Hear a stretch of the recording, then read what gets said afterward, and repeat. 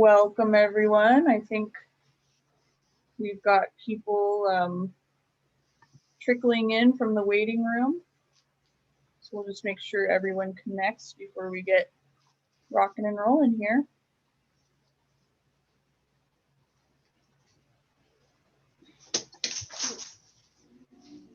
Okay.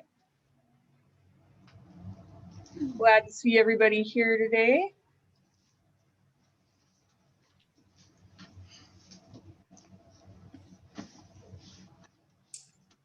All right. I think most people are getting connected here. So I'll just start us off. Welcome everyone. I'll just cover a little bit of Zoom etiquette since we've got a lot of us on here today. So just a reminder to keep yourself on mute in the full group unless you want to chime in. And you can do that. There's a microphone button that says mute under it in the bottom left-hand corner of your Zoom screen. And this is just a chance for us to practice muting and unmuting skillfully, and just know that we won't always get it right. But it really helps when you don't get interruptions from microphones we forgot to turn off. I'd also like to just point out the chat function today, which we might use for the Q&A, just depending on how many people are wanting to ask questions. So that is in the bottom of your screen. You'll just see a little chat button there, and you can open that up and use that for asking questions later on today. And then before we get started, I just want to copy and paste the prompt into the chat really quick. And if you can just answer that prompt for me in the chat. I'm just asking people what interested you in seeing today's presentation. Feel free to just give a quick short answer to that.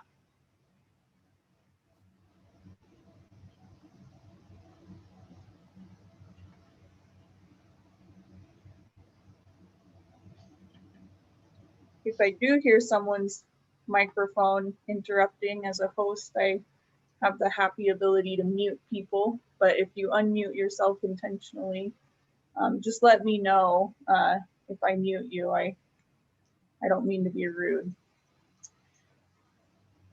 All right, getting some nice answers here. People want to hear from Doug. That's what we're all here for today, right? Oh, and we've already got some questions. Yeah, keep those responses to the chat coming in.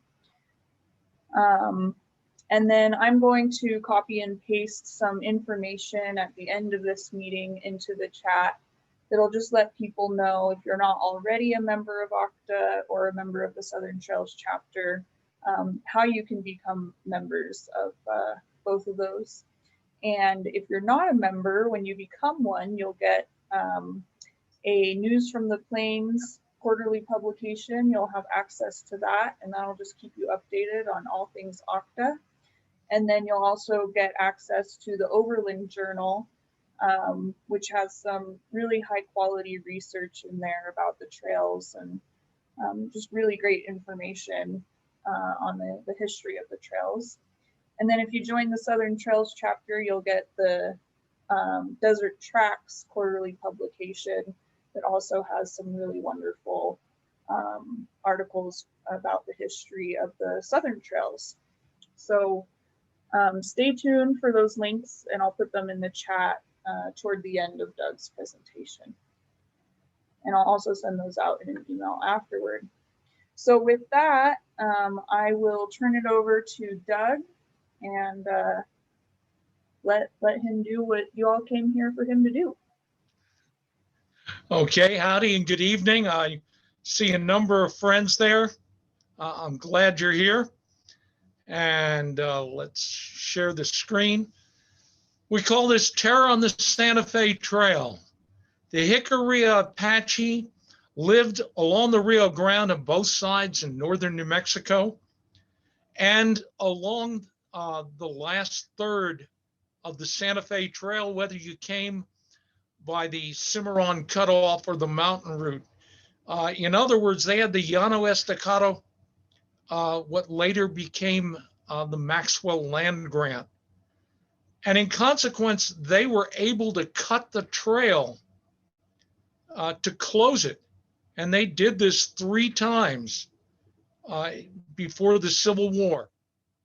Kit Carson, during the early years that they were in the United States, Kit was by turns their enemy, their neighbor and friend, their Indian agent, and finally he led their last war party. I would love to go into all the battles, most of which you've never heard of, partly because we didn't have a lot of newspaper activity in New Mexico in the 1840s and 50s. And this is all before the Civil War. I've discussed them in my book, and I think I do it rather well. I'm a retired armored cavalry officer. The Jicarilla were Plains Apache. They lived in teepees. They hunted buffalo, and they brought the products of the plains, salt, buffalo hides, buffalo meat, into the Mexican villages. They also sold baskets, which were much desired. They were some of the finest in the Southwest, tightly woven. With just a little bit of effort, they could be made to hold water. And they sold pottery, micaceous pottery. If you take a look at the pot, you can see that it's sparkling. That's the mica. And it has an interesting effect. It spreads heat. In consequence, although unlike other pots, the micaceous pottery doesn't crack when exposed to direct flame. This was important in New Mexico, which was metal poor. Folks didn't have iron frying pans. They didn't have Dutch ovens. They stripped the wagons that came over the Santa Fe Trail for their metal parts. And even the New Mexico tinsmithing industry was born of tin cans that came over the Santa Fe Trail. The Jicarillas had difficulties with Americans from when they first came over the Santa Fe Trail. Americans were loath to lose any livestock, to give up property, so there was a lot of small incidents. The Mexican population, on the other hand, had learned that their governors couldn't do much about minor raids. And they learned that it was best not to annoy the governor by telling them about them. But we had Americans on 2 occasions witness a very strange event. The Jicarillas complained of a Mexican who had done them damage, and the Mexican governors turned the Mexicans over to the Jicarilla for punishment. Something Americans wouldn't dream of doing. A writer I really respect, Janet LeCompte, thinks that some of the problem came from scalp hunter James Kirker. In 1839, he took a contract from the governor of Chihuahua to bring in Apache scalps, and for some reason took his army of mountain men made up of a lot of Delaware Indians and went north toward Taos, where the Jicarilla stole about half his livestock. He took the other half and cut them off, chased them all the way back to Ranchos de Taos, where the plaza became a killing ground. Kirker was much in demand as a scout for the Army in the latter 40s and early 50s. And folks figured that with him along, maybe the Jicarilla were more than upset. Real problems, though, developed from the Mexican-American War. The Plains Indians noticed the turmoil. They noticed that the Army wasn't escorting the wagon trains, and they started talking that this might be their opportunity for war. In New Mexico, the confusion was extreme. General Kearny made all of the New Mexicans U.S. citizens and then established a territorial governor, Charles Bent, who a short time later was killed by a mob in Taos. This led eventually to there being a military governor, Kearny had no right to make them citizens or to set up a territory.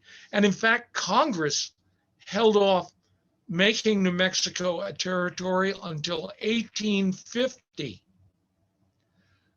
There were sectional disputes. There was a question of whether New Mexico would be slave or free. And finally, in 1850, they sent out a civilian governor, and then the military governor didn't want to recognize him and didn't want to cooperate with him. To add to the confusion, Texas claimed New Mexico as a county. They said Santa Anna gave us an agreement that he'd pull back beyond the Rio Grande, and Albuquerque, Santa Fe, and Taos are all on the Texas side. So they sent out county officials who were greeted in Santa Fe as if they'd arrived to put on a Gilbert and Sullivan production. Like I said, it was confusion. It wasn't yet a territory, and folks noticed. Kearny, while he was still there in September of 46, met with the Jicarilla and made a verbal treaty. He didn't even write it down. One of his men recorded it in his diary. Basically, this treaty said, if you don't depredate and you don't kill Americans, we'll trade with you and we'll stop killing you. And both sides agreed that this was probably a good idea. And that peace lasted for almost 2 years. One of the first to notice that the peace was over was Lucian Maxwell. Lucian Maxwell, who eventually would own much of the Jicarilla territory as the Maxwell Land Grant. On June 19, 1848, he made an attempt to cross Raton Pass and ran into a large encampment of the Jicarilla. Normally, the Jicarilla would camp in small family groups, maybe 40 people at the most. He counted 100 warriors. When you consider that perhaps 1 in 5 was an adult warrior, you've got over 500 Jicarilla there. And the Jicarilla might have been 800 to 1,300 people in total. So you've got most of the tribe there, which says they've gathered for one reason, war. And they turn Lucian back. He heads to Pueblo. Pueblo at this time was a small trading post like Bent's Fort, established by some Taos mountain men and their Taos wives and relatives. It was failing. The trade wasn't going well. Lucian had picked up a number of hides from the Ute. And so now he went back, and the people of Pueblo were getting ready to leave. So they came south with Lucian. They ran into a Jicarilla war party who chased them back. And there's a wonderful story about one of the women holding a babe in arms. And the men screaming, the Indians are too close. Throw the baby away, save yourself. And she comes to an arroyo and her powerful horse jumps over, barely making it to the other side, rear hooves beating down the side of the arroyo. The Jicarilla stopped on their smaller ponies. And as she goes over, she hears a crack in the baby's neck. The babe would wear his head cocked to one side for the rest of his life, a testament of his mother's love. Lucian now heads to Bent's Fort and takes off now on his third attempt with a party of 15 men. They're going to attempt to go through Manco Burro Pass, 6 miles to the east of Raton, hoping to bypass the Jicarilla and get through unnoticed. The Jicarilla notice. A fight ensues. A number of the men are killed. Just about all of the rest are wounded, including Lucian, who's unconscious. They have to retreat up a cliff face, and his servant carries him. Incredible feat. And the men eventually make it to Taos and pass the word. The trail is closed for the first time. and the Army will respond. The Army at this point is still the Missouri Mounted Volunteers. The Mexican War is still on. Meanwhile, Kit Carson and Lieutenant Brewerton are coming from California over the old Spanish Trail carrying dispatches. They have made an extremely hard crossing. When they come to the Grand River, that is to say the Colorado, they cross on 2 rafts and lose one of the rafts. With the raft goes a number of the men's rifles, most of their powder and shot, all of their food, and 3 men's pants. On the eastern side of the river, there is no place that they can replenish supplies until they get to New Mexico. They hunt 1 deer, otherwise unable to hunt for lack of ammunition. You can see how hard this trip was on Kit. The photograph here was taken of him just after he arrived in Washington. And if you've seen other photos, you know that 5'6" Kit has lost about 40 pounds. As they come into New Mexico, scarecrow men on starving horses, they hit the trail of a large Indian war party. Brewerton wants to know how Kit knows it's a war party. No travois, therefore no women and children. If it's Utes, we'll be okay. But if it's Jicarilla, we're in trouble. How he knows the Jicarilla are at war, I don't know. They continue south, hugging the mountains, hoping to avoid notice, but run into the Jicarilla. And Kit aligns his men back in the trees and stands them up to face off the Jicarilla. If you can imagine these scarecrows standing there, a number of them without guns, no one with any ammunition, and 3 men without pants. The Jicarilla are duly impressed as Kit tries to grin the bar down out of the tree. They're saved when a Jicarilla rider comes up and tells his chief something, and the Jicarilla take off. Kit won't know it until he gets to Taos, but the Missouri Mounted Volunteers have arrived. They chase the Jicarilla across the Rio Grande and into the Cumbres Pass country, where they fight a battle in July, claiming to have killed about 40 Jicarilla. Things are relatively calm for the next year. There are a few minor incidents, a few murders, but not much. The Missouri Mounted Volunteers go home. They're replaced by the regular army. In August of 49, the Jicarilla show up at Las Vegas on the plains. They want to trade. Unfortunately, they want to trade for powder and shot and aguardiente, whiskey. When you're at war, not good things to trade for. And Lieutenant Ambrose Burnside, he of the sideburns, is sent out to ascertain whether or not they're peaceful. He concludes that they are not, and a fight ensues. 14 Jicarilla are slain and 6 captured. Burnside and his sergeant are both wounded. Among the captured is Lobo Blanco's daughter. I'm going to skip ahead with her story. There'll be an incident, the White Wagon Train Massacre in October, in which she will play a sort of part. Burnside and his commander tell the leadership in Santa Fe, let's trade Lobo Blanco's daughter for the woman who's now a captive. I once wrote about her as an Apache princess. I've since found out that she was, in fact, 40-ish, thick-set, and a very mean drunk.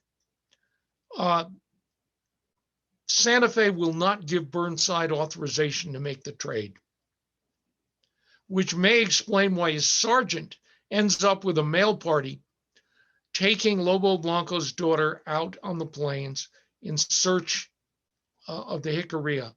They climb atop Wagon Mound in hopes that she'll see the fires of her father's camp. Instead, she starts singing her death song, which creeps everyone out. They come back down, and the next morning she grabs a knife off one of the soldiers, slashes 2 soldiers, slashes a mule, and kills another. One of the men panics and blows her head off. She is no longer suitable for trade. Well, what brought this on was the White Wagon Train Massacre at your point of rocks.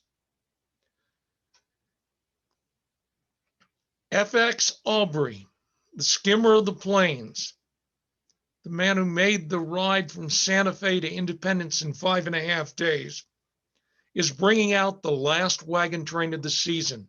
With him is James White, who's bringing his wife Ann and baby daughter Virginia to Santa Fe, where they'll set up housekeeping, the first upper-class white woman to do so. It's late October. They've passed what they think are the most dangerous tribes. The baby has the sniffles,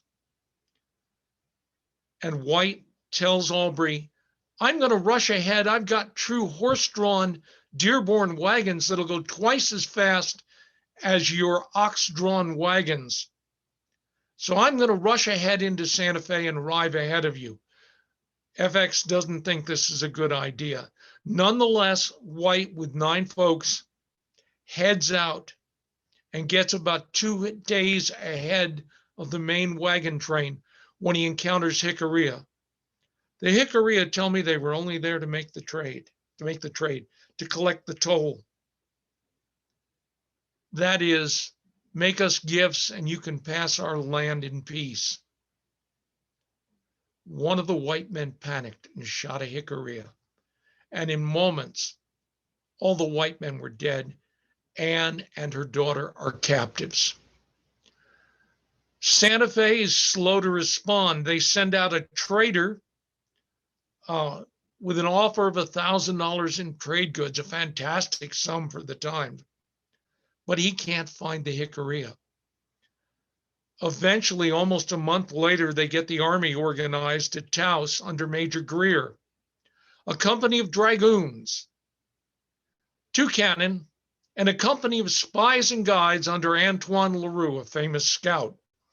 The spies and guides are ciboleros, that is Mexican buffalo hunters, Taos Indians, and mountain men. They come over the mountain to Rayado, where Kit lives. Greer tells Kit, I want you as a scout. Kit says, you've got Leroux. He's as good as I am. Leroux is more than willing to agree. The major says, your country's counting on you. Kit says, look, I live on Jicarilla land. I get along with them. I'm at peace with them. They come by, I feed them. I give them a couple of head of cattle. They're happy. I'm happy. The woman is counting on you, and this Kit can't resist.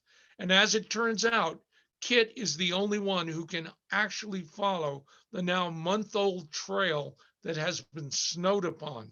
The trail leads into the breaks of the Canadian River, prime ground for an ambush, 900 foot deep, and he follows it for 200 miles to near Tumacacori Butte.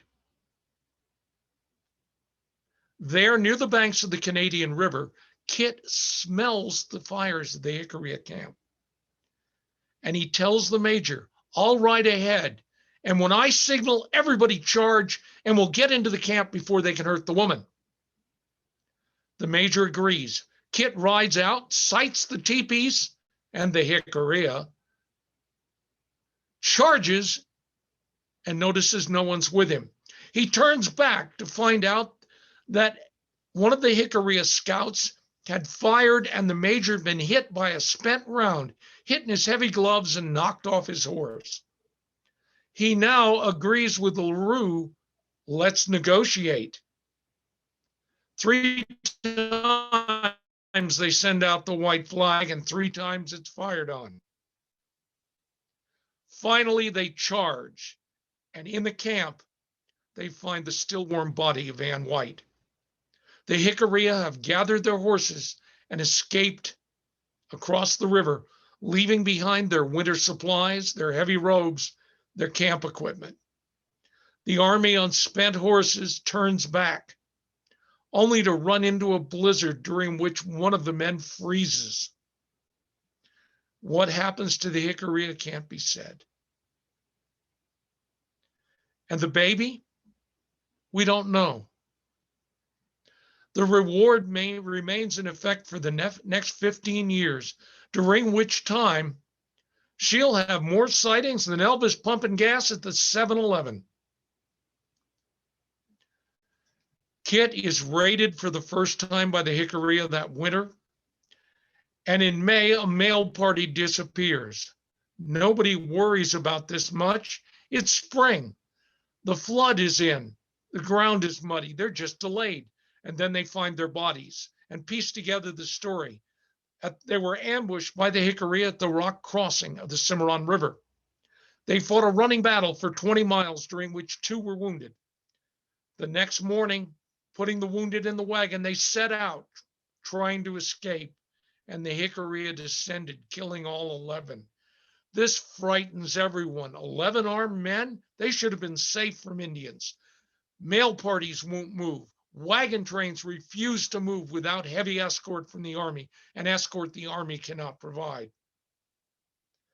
Through the spring and summer, the Jicarilla are pursued, and a number of battles are fought.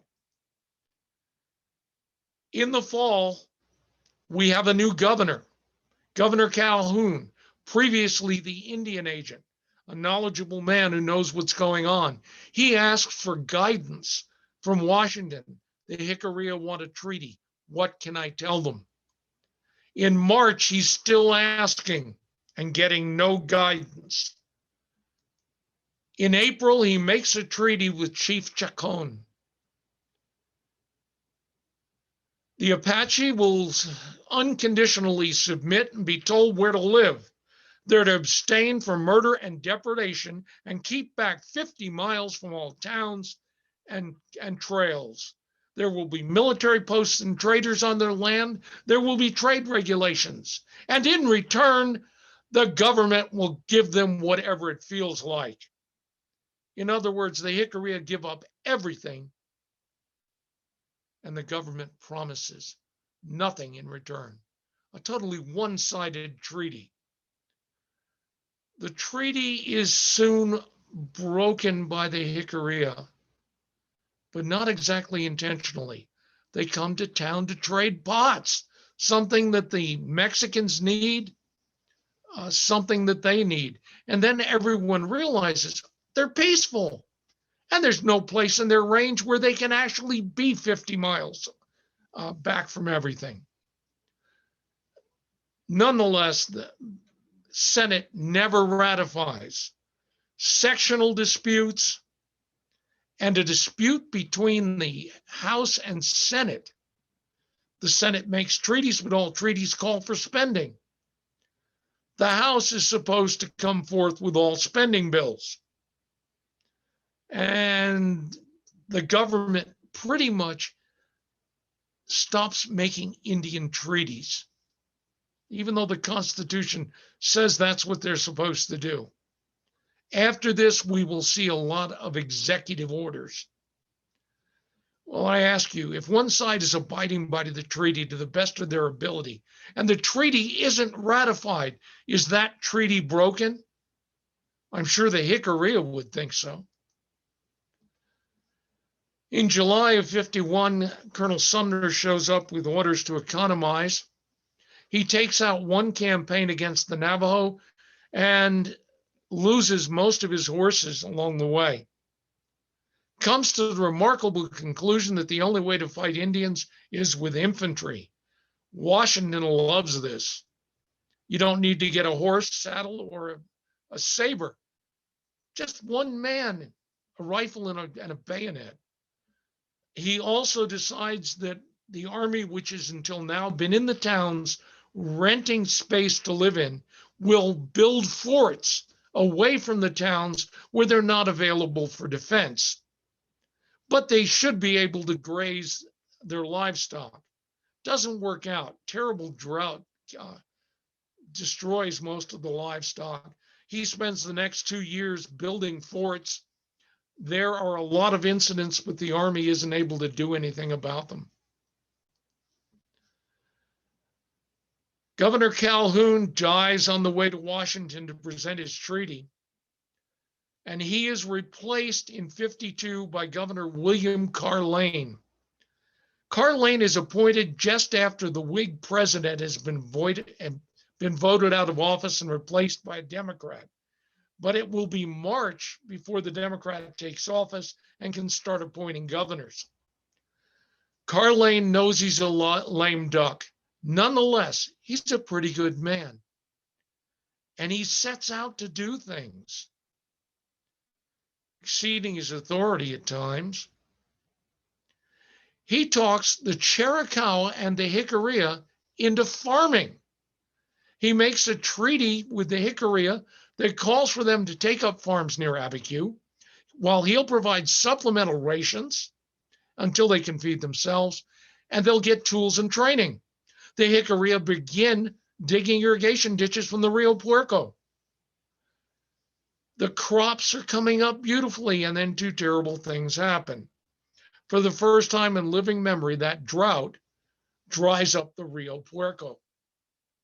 At the same time, the discretionary funds that he has been using to feed the Jicarilla also dry up. General Garland arrives that summer. Garland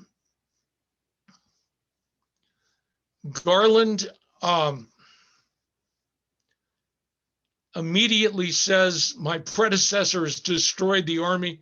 I've got to rebuild. Kit Carson is appointed as the Indian agent for the Ute and Jicarilla, but Kit is away in California and won't return until Christmas. Governor David Meriwether is appointed by the Democrat president. Meriwether is a consummate bureaucrat. He knows that if he pleads for his predecessor's treaty to be approved, it will be his predecessor's treaty. It will be a Whig treaty. And he knows better than to beg Congress for money. That will make him unpopular. So he does what any good bureaucrat will do. He says, it's all my predecessor's fault. As soon as I stop feeding the Apache, there'll be a war. He appoints his son-in-law agent to the Ute and Jicarilla, since Kit's not there yet. Can you spell nepotism?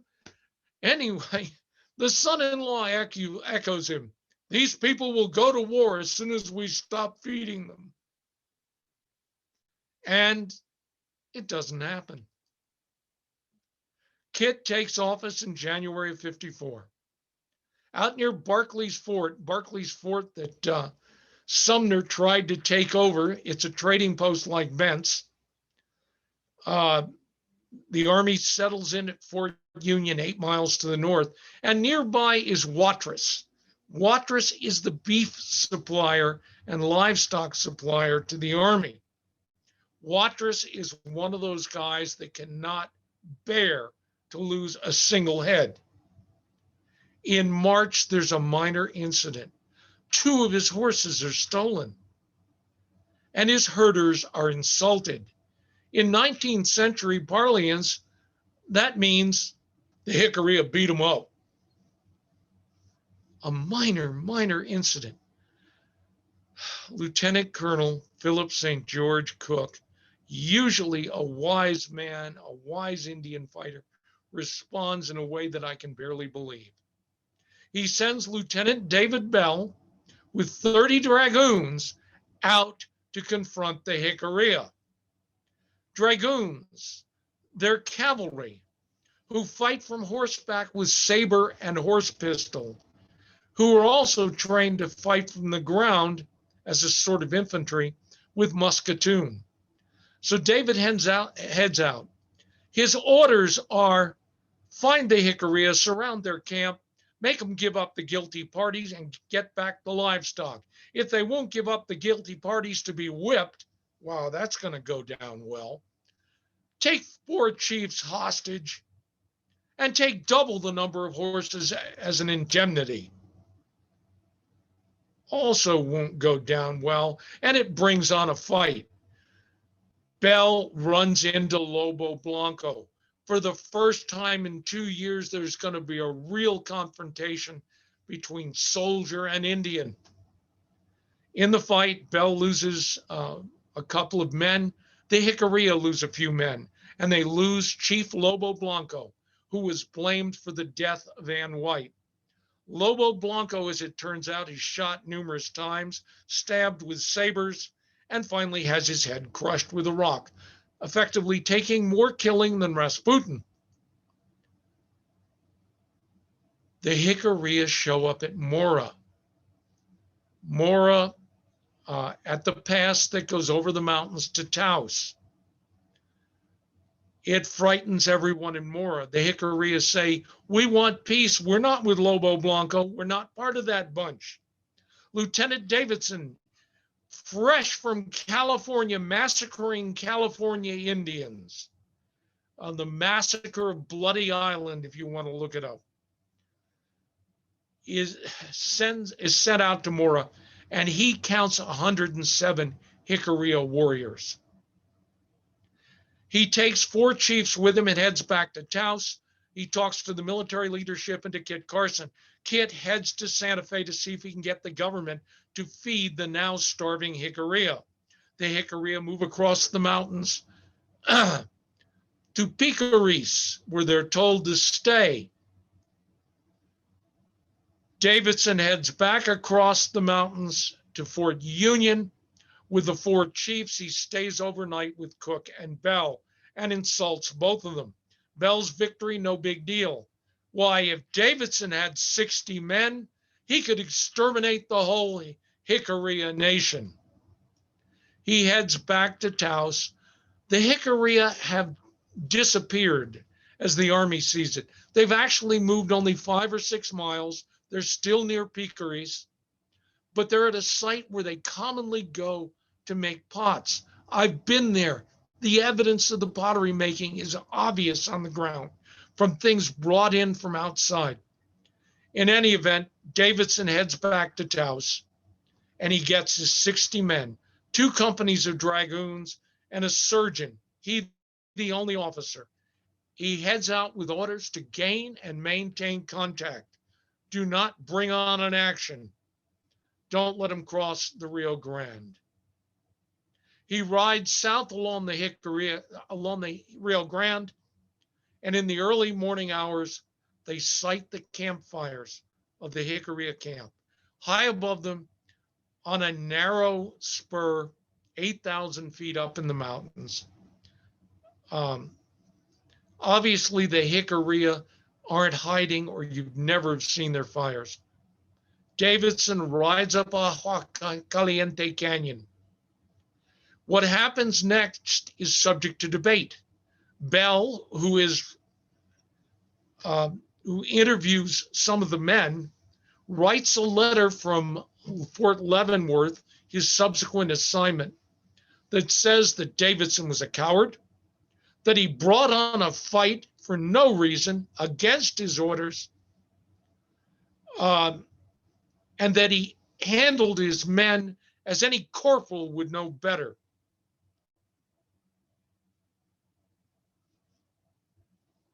A year later, Davidson demands a court of inquiry to clear his good name, and lo and behold, he gets to be his own prosecutor.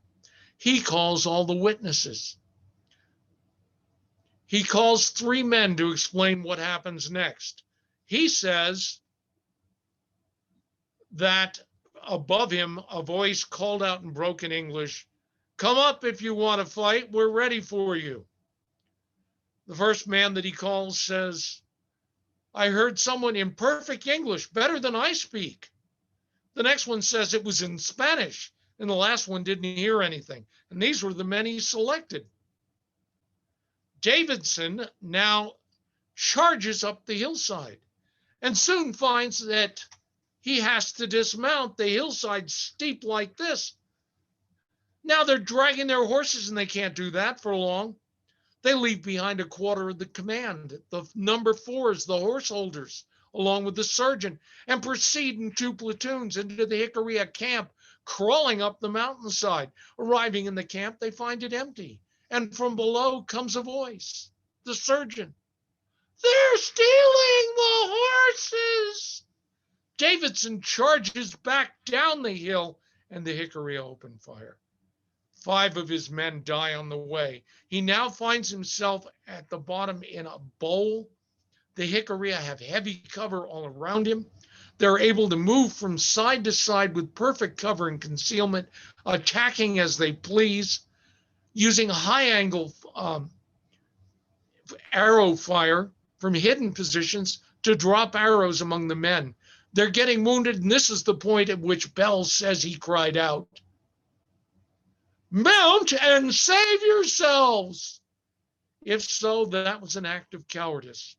If so, he gained his composure again shortly thereafter, but he tries to lead his men up the far wall of the canyon.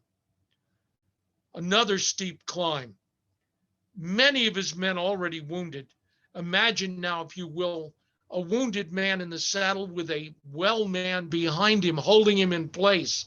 Another man hanging on to the stirrup, being dragged up the hill by the horse. And as these poor men crawl up the hillside, they observe the Jicarilla going up on both sides of them, ahead of them.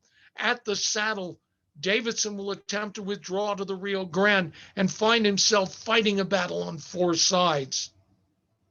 A rear guard and an advance with arrows coming, as his men describe, thick as snowfall. At the end of this fight, of Davidson's 60 dragoons, 22 are dead. 36 are wounded. The official report says 24 wounded.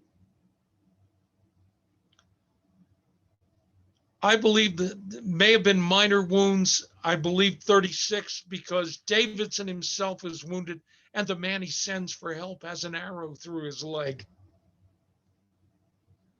And on the Jicarilla side, the Jicarilla had 107 warriors. Davidson himself counted them. But now he'll claim that they've got 300. And recognizing his error, he'll correct himself. And there were some Ute with them. He invents the Ute. Folks say that Kit, a longtime friend of Davidson's from the Mexican War, say that Kit defends him, but I find Kit's answer entirely equivocal. Kit, were there Ute there? Well, I didn't see any sign of any. But were there Ute there? Well, there might have been. And that was how Kit answered. The Jicarilla, 107 warriors, to Davidson's 60, depart with 2 dead. Kit can't find any bodies. 1 wounded. This is what they tell people immediately after. Later, they will claim more dead. But today, they'll tell you that they didn't have any. No casualties. An overwhelming victory for them. 1/3 of the army in New Mexico is down, dead, or wounded. Acting Governor Messervy responds by declaring war on the Jicarilla. Huh? Does a territorial governor have that authority? Even an acting governor. Governor Meriwether is back in Washington trying to get a different job. The army responds. They gather 2 companies of dragoons and a company of spies and guides. Kit, still the Indian agent for the Jicarilla, goes along as scout and guide and gets the army across the Rio Grande, swollen with spring runoff, freezing cold, gets them all across safely, leads them through mud and snow, still 4 feet deep in the shadows. They come in across this ridge to the Vallecitos River in what's called the Battle of Ojo Caliente. They come charging down this hillside at a spot where the cliffs are broken down. The Jicarilla take up a rear guard defense, executing it brilliantly against the army, who indeed charge courageously. The Jicarilla lose 5 or 6 killed. We're not sure of the number because some of them disappeared into the Vallecitos. The next day, the army will continue the pursuit, and for 14 days thereafter. During that time, 15 Jicarilla, mostly women and children, will die of exposure, having left behind robes and tents and food.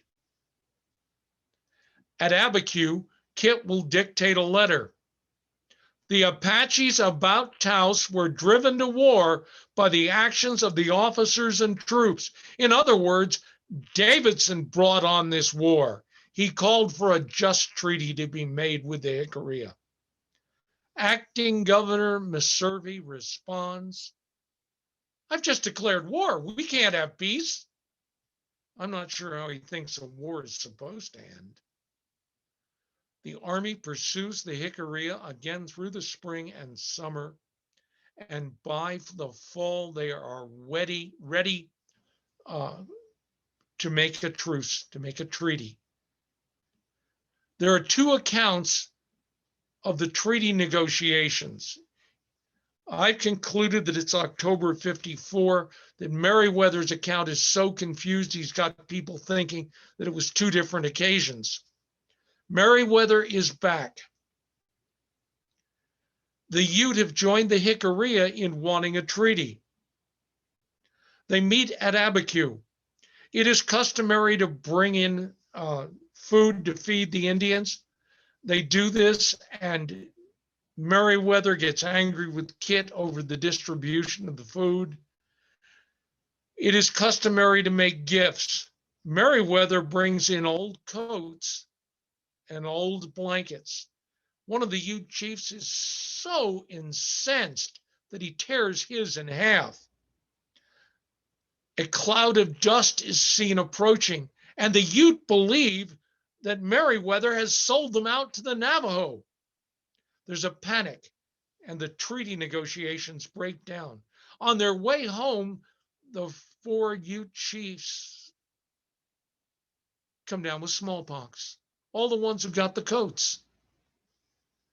I have a hard time believing that even Meriwether would give poison coats to them. It's more likely they went through a Mexican village where there was smallpox. Nonetheless, Meriwether now has a war with both the Ute and the Jicarilla. And on Christmas Day, 1854, the Ute and Jicarilla attack Pueblo. Pueblo now is peopled only by the relations of the mountain men's wives. The mountain men and their wives have left. The fort is in disrepair, the gates off their hinges. The Jicarilla and Ute attack and kill everyone. The site is abandoned for the next 9 years. And this, by the way, is why Pueblo isn't the oldest town in Colorado. The campaigns of 1855 are mounted from Fort Massachusetts, 90 miles north of Taos, the most remote fort in the United States, one that has to be abandoned every winter because they can't supply it. 2 campaigns go out and come back to resupply. And finally, Cimarron St. Vrain ends up leading New Mexico volunteers, driving the Jicarilla back into New Mexico, fighting during the spring and summer. And finally, in the fall, Meriwether is ready to make a treaty. He makes essentially the same treaty that Carlane before him had made, but now it's Meriwether's treaty, and the Senate still will not ratify it. Kit Carson remains the Jicarilla agent until 1861, when he resigns to accept commission as a colonel in the Union Army. Meriwether and Carson hate each other. Meriwether tries to fire Kit, and Kit tells him, "You can't do that. We were both appointed by the president. Only the president can fire me." Now, it's said that Kit objects to the treaty, says the Jicarilla won't abide by it. I look on this as a testament to how much Kit hates Meriwether and not how he dislikes the Jicarilla. He's going to stay with them for another 6 years. I think he's putting it right in Meriwether's eye, saying, "Yeah, when this was Carlane's treaty, you said it wouldn't work. And now 2 years later, you say it's going to work. Well, I'm agreeing with you. It won't work. In the Civil War, Kit fights invading Texans. He then rounds up the Mescalero and takes them to Bosque Redondo. Bosque Redondo, if you see it today, is a beautiful agricultural area out on the plains.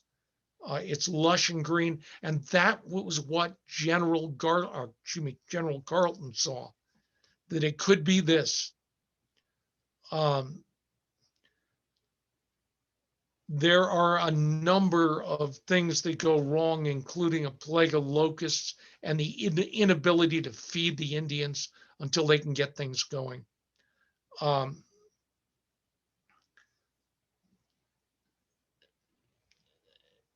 Kit rounds up the Navajo. He doesn't want to. He's asking for leave. During the time that he is with the army rounding up the Navajo, only 6 Navajo die.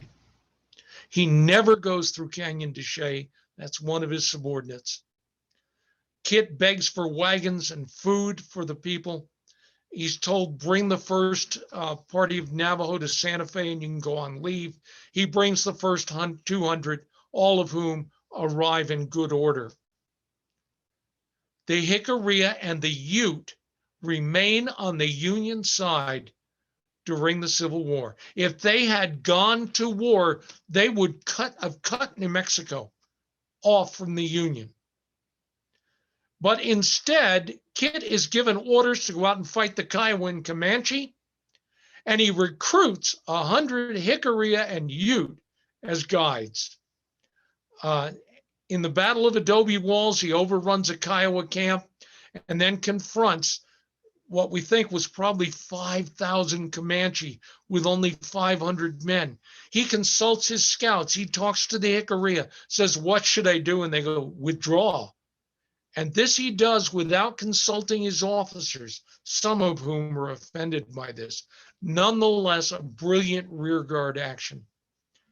And he gets them back to New Mexico in safety. This is the site of Adobe Walls today. The Jicarilla are living and farming at Abiquiu and Cimarron. They're not wanted. They only occasionally get rations, but they are peaceful. But nobody wants them. Everyone's afraid of them. The Ute are going to take a delegation to see President Grant. The Jicarilla asked their allies, the Ute, what should we do? The two tribes are unrelated by language. They're different peoples, but they've been intermarrying. Chief Uri of the Ute, his mother was a Jicarilla. And so 2 Jicarilla at the Ute's insistence go along with them. And Grant says, yes, we'll give you a reservation up along the Chama River. What's shown here is 1880. But the owners of the Tierra Amarilla land grant, until now unable to occupy their grant because the Jicarilla, the Ute occupy it, object. And so the executive order is torn up.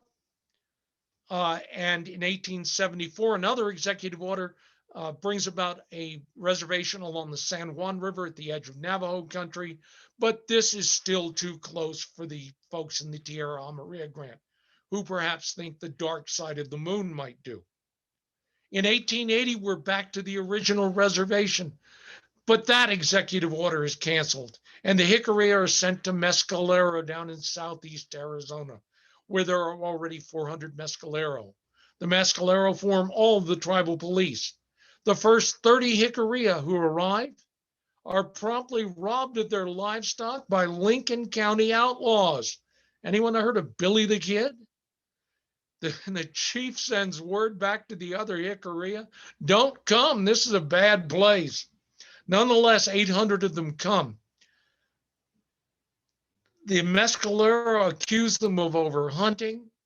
The Mescalero have all the best land. The Jicarilla are stuck with stuff that isn't arable. They're so far from their schools, their children have to board.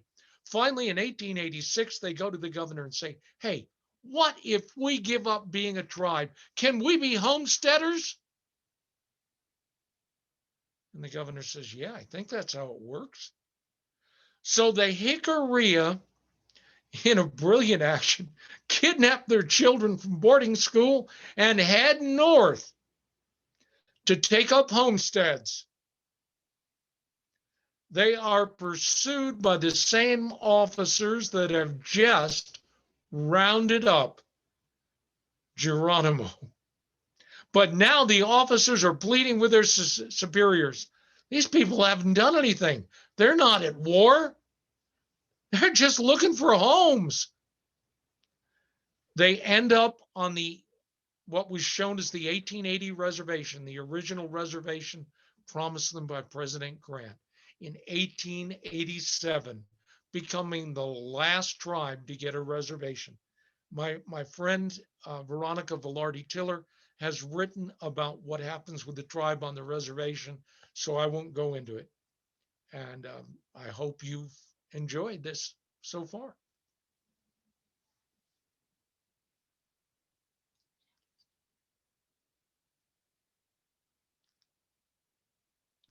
All right. Thank you, Doug. Okay, here we are. We'll open it up here to questions in just a second. I'm just going to put the links if you're interested in joining and becoming an Okta member into the chat. And then I'm also just going to include a link to Okta's YouTube channel if you want to learn more about the trails. You can do that by going to our YouTube channel. And with that, we'll open it up to questions.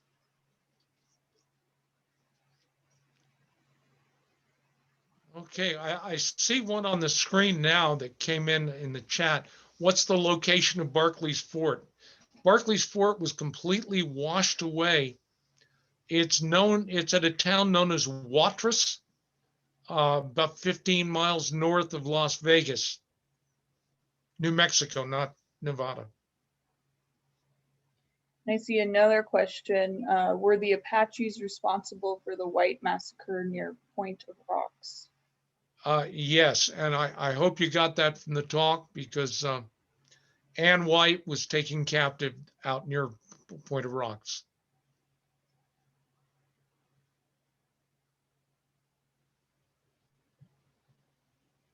Any other questions?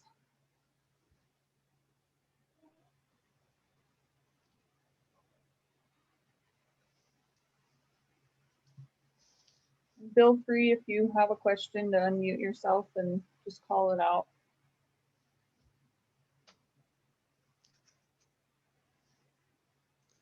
And I'll shout out hi to Susan and Denny and Charlie. I see you there, Charlie Eister. And I saw David. Yeah, there's David still with us. I'm glad you all, and Mark, I'm glad you all could make it.